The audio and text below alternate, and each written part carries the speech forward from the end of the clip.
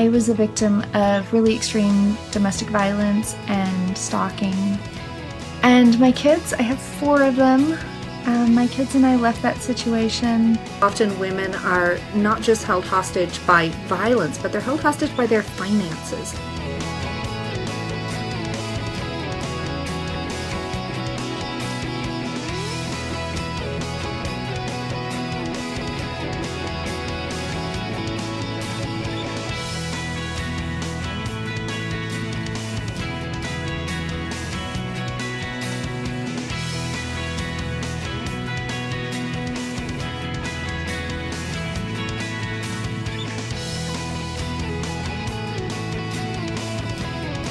I expected there to be fear, I expected there to be excitement, which of course there was, but what I felt most was an overwhelming relief.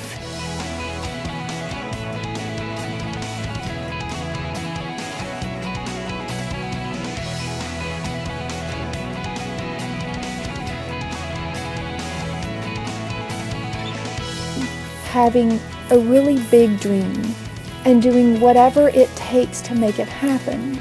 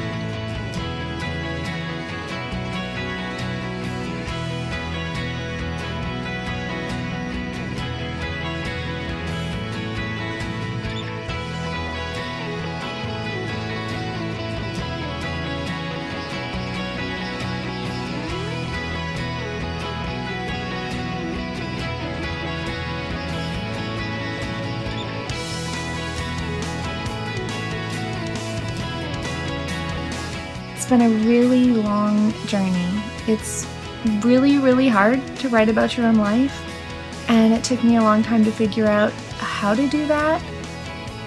Where you started out feeling so much shame for the things that you had gone through, and just finally really for real tossing it out into the world for anybody to see. There's just a freedom in that.